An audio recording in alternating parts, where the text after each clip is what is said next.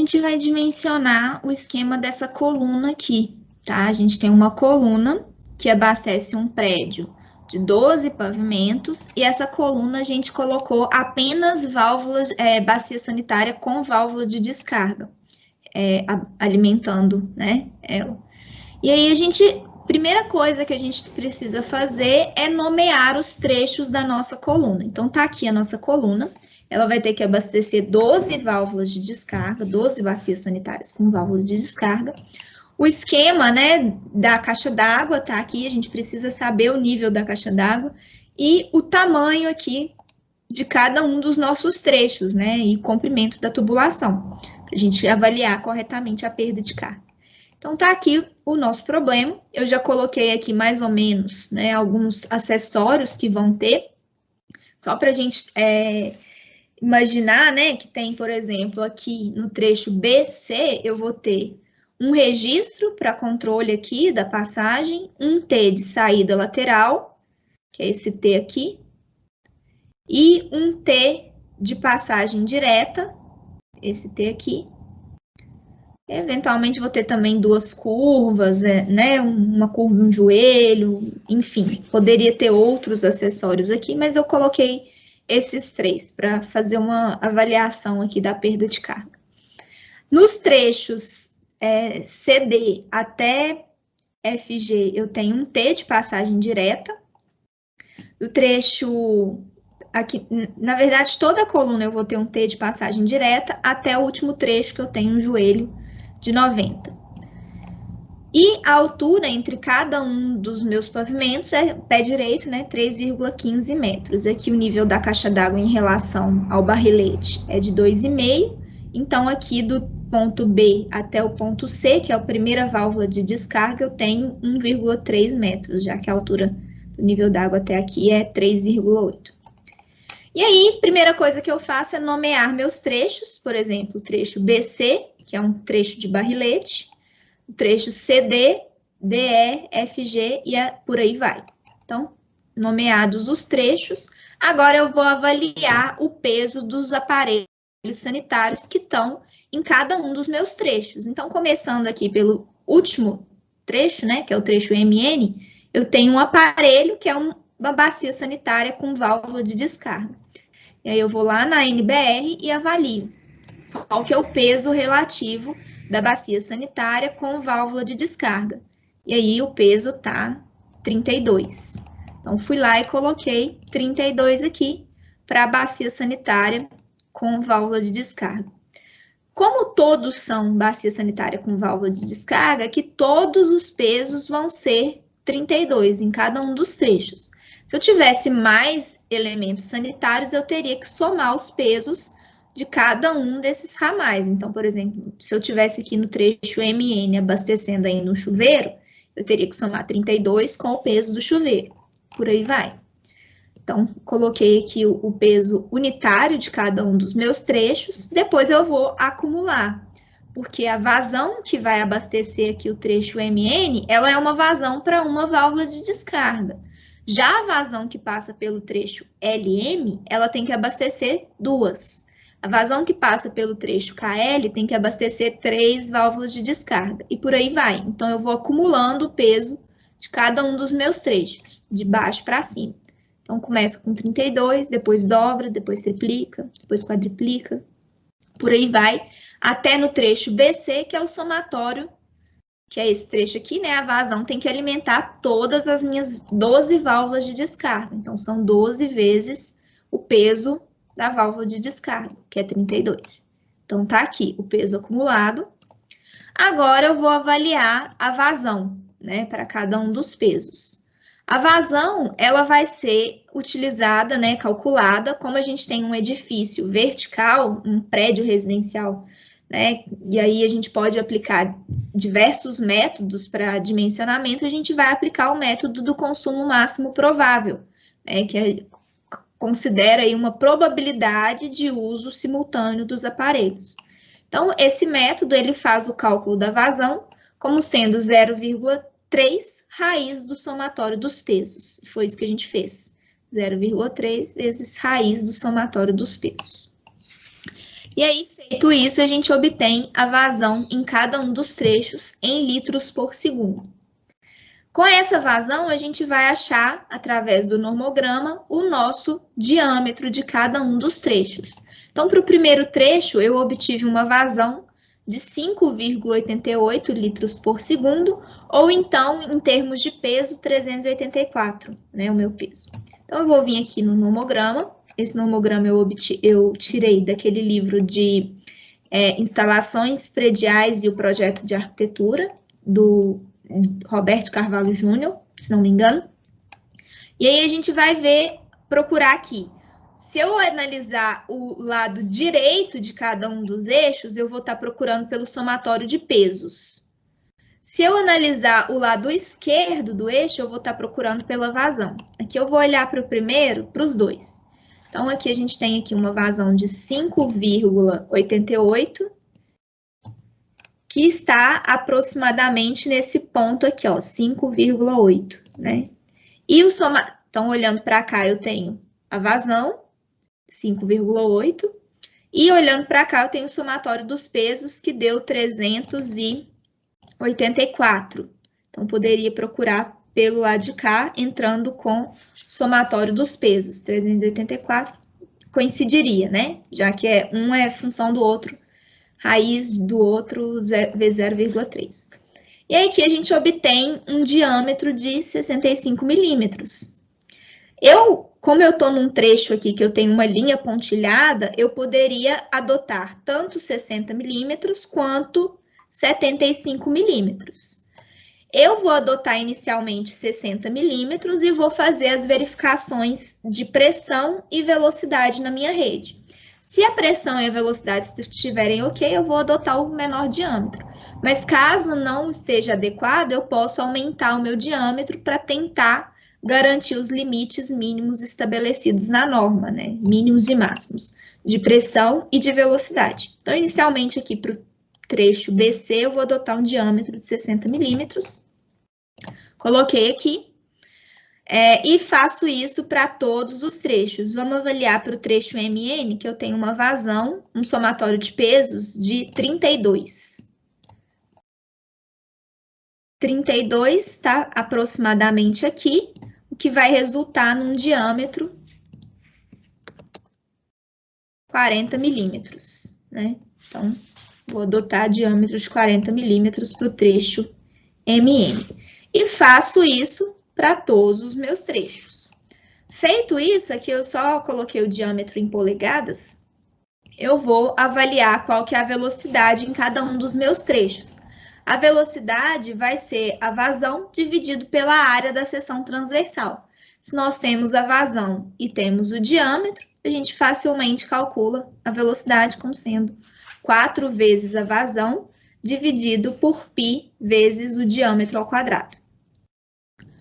Depois, eu vou preencher essa coluna aqui, que vai ser a coluna referente ao comprimento real da tubulação, ou seja, aquele comprimento que a gente efetivamente mede. Então, o trecho BC, ele tem um comprimento ao todo, né, de tubulação de 15 metros, e o restante dos trechos vai ter um comprimento de 3,15 metros. Então, preenchi aqui o comprimento real, primeiro trecho, 15 metros e os demais 3,15. Depois eu vou avaliar o comprimento equivalente, que é aquele comprimento referente aos acessórios que estão em cada um dos meus trechos. Então, como eu falei para vocês, no trecho BC eu vou ter um registro, um T de saída lateral e um T de passagem direta.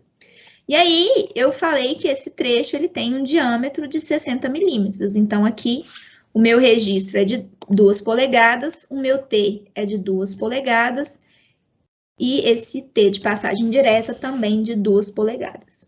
E aí, eu vou avaliar, para esse diâmetro de 60 milímetros, quanto vale o comprimento equivalente de cada um desses acessórios. Então, o registro de gaveta para um diâmetro de 60 milímetros, 0,8. Depois eu tenho um T de passagem direta e um T de passagem lateral. Então, T de passagem direta, eu tenho 2,3 e T de saída de lado, 7,6. Então, 2,3 mais 7,6 mais 0,8. 2,3 mais 7,6 mais 0,8. Voltei para o primeiro trecho. Depois, para o segundo trecho, que é o trecho CD, eu vou ter um T de passagem direta de 2 polegadas. Então, aqui vai ficar 2 polegadas. Para todos esses trechos, CD, DE, EF, FG, isso. CD, DE, EF, FG. Todos eles são de 2 polegadas. Então, vou lá avaliar o T de passagem direta. T de passagem direta para o diâmetro de 2 polegadas é 2,3. Então, vou preencher aqui comprimento equivalente de 2,3 para cada um desses trechos. Depois, eu vou avaliar para o diâmetro de 50 milímetros. E eu vou ter um T também de passagem direta, só que o diâmetro é 1,5. 1,5. Obrigada. Como diminuir o diâmetro aqui? T de passagem direta, 2,2. 2,2 aqui até aqui, né? Que é o último que eu tenho, T de passagem direta com 50 milímetros.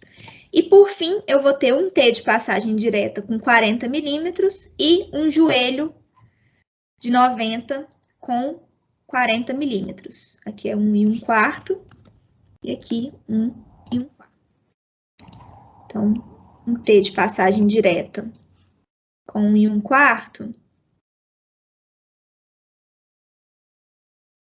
1,5. E um joelho de 90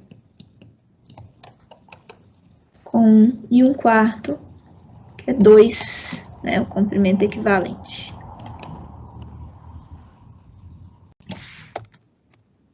Então, preenchidos aí os nossos comprimentos equivalentes, o comprimento total vai ser igual ao comprimento real somado ao comprimento equivalente. Né? Então, para cada um dos trechos, eu somo o comprimento real com o comprimento equivalente para obter qual que é o meu comprimento total. Para que eu preciso disso? Para avaliar a minha perda de carga total. Bom, a perda de carga unitária eu posso avaliar de duas formas. Ou eu posso entrar em ábacos, que me dão o valor da perda de carga com a fórmula de Farrow-Ipsial, a partir da entrada no ábaco, ou então eu posso calcular, implementar a minha fórmula aqui. Eu vou fazer das duas formas nessa planilha. Então, aqui eu coloquei a fórmula de Farrow-Ipsial para, aqui lembrando, né, que a minha tubulação é de PVC, por isso eu adotei esse ábaco aqui, né, de perdas de carga, para a tubulação de PVC, né, perda de carga equivalente, tem que lembrar disso, né, então os meus acessórios são todos em PVC, e a minha tubulação é em PVC, então eu tenho que pegar o ábaco de Farrow-Ipsial, aqui, ó, para tubulações de aço galvanizado e ferro fundido. Não pode ser esse, né? Porque é outra equação. Tenho que adotar o ábaco para tubulação de PVC, que é esse aqui. E aí, vou levar ele lá para cima, para a gente fazer uso do ábaco e também implementar a fórmula. Bom, implementar a fórmula nada mais é, né, do que colocar essa fórmula aqui. Trouxe a fórmula para vocês terem uma ideia, ó.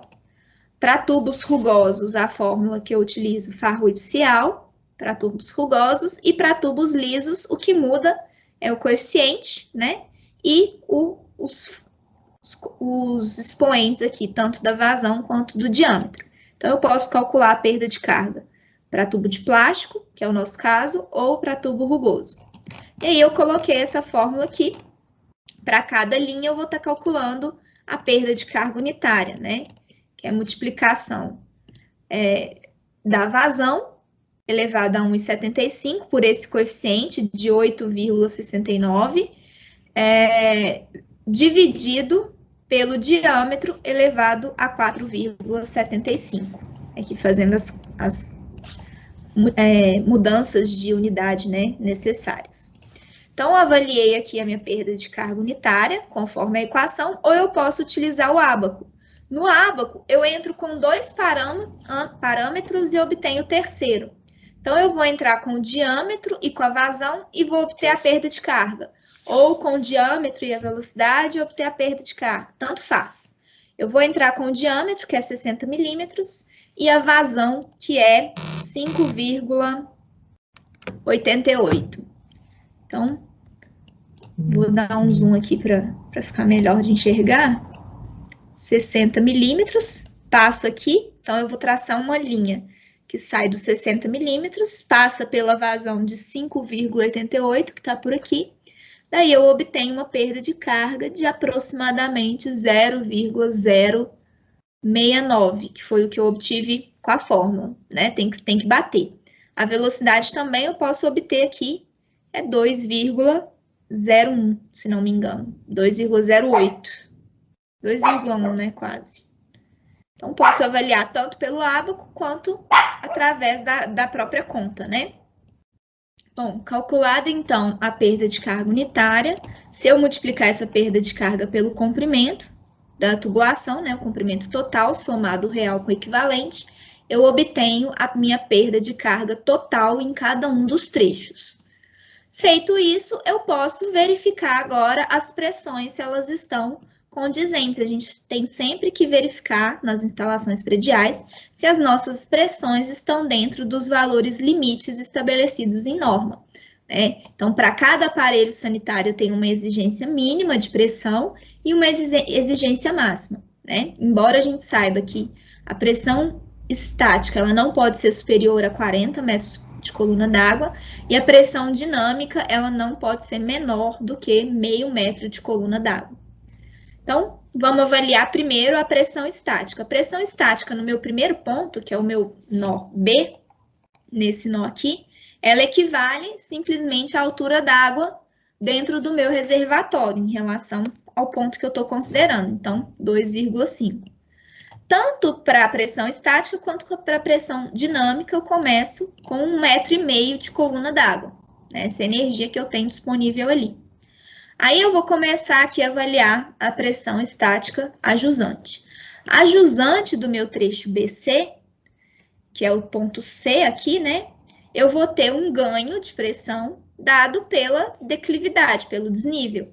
Então, aqui eu tenho um desnível de 1,3 metros, então a pressão estática no meu nó C vai ser 2,5 mais 1,3, que é 3,8. Então, fui lá e coloquei a pressão estática jusante.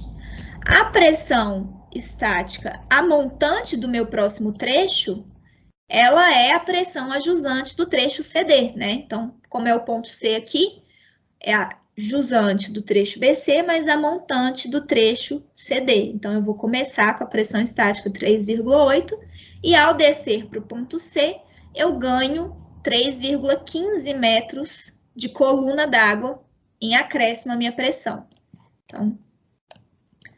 Então, foi isso que eu fui fazendo, né? Repeti aqui, por ser o ponto de início, depois, a jusante, eu ganho 3,15 metros.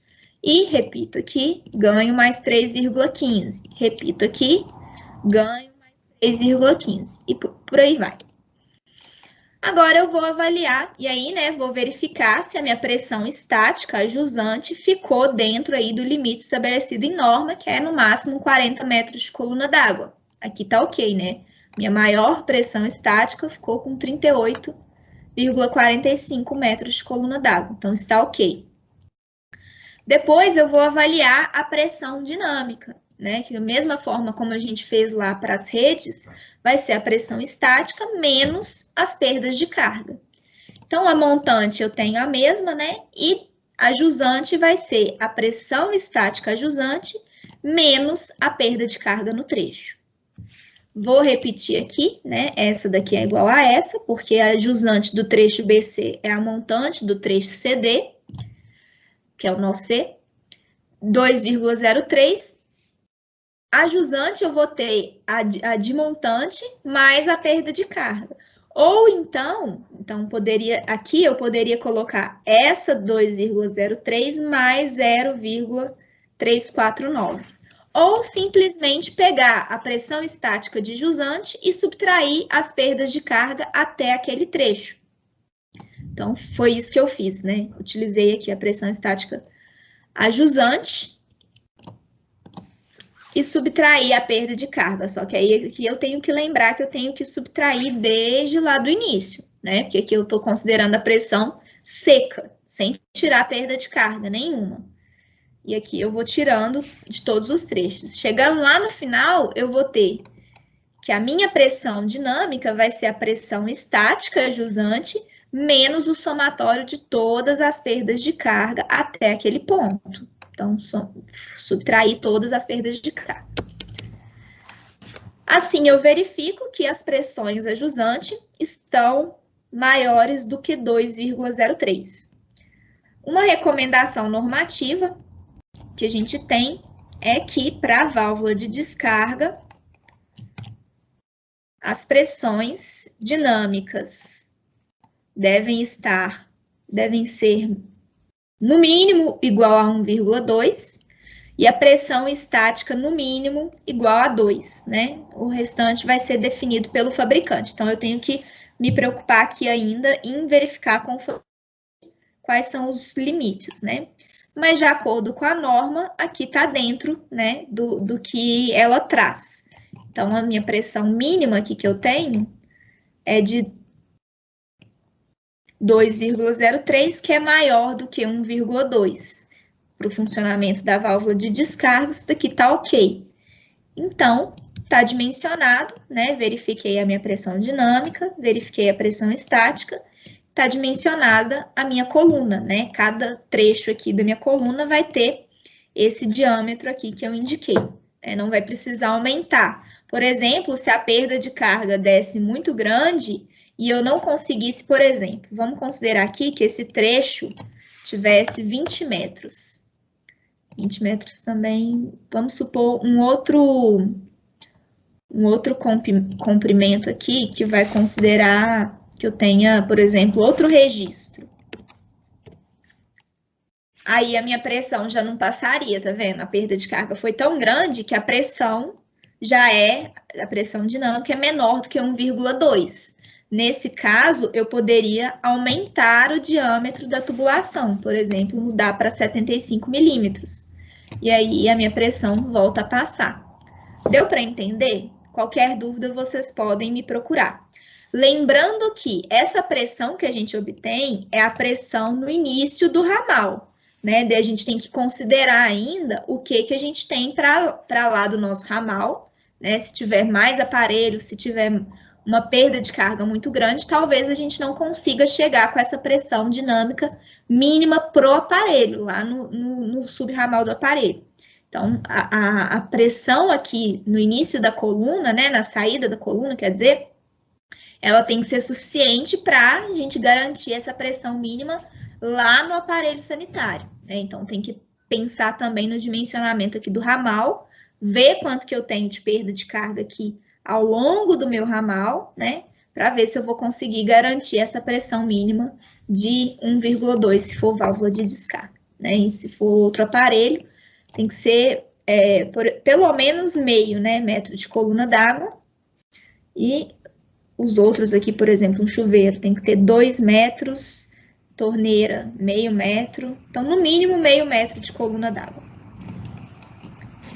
Tá certo? E aí, qualquer dúvida, depois vocês tentem construir essa planilha, né, para esse mesmo exemplo, para vocês entenderem tudo certinho. Se ficar qualquer dúvida, vocês podem me procurar, tá bom?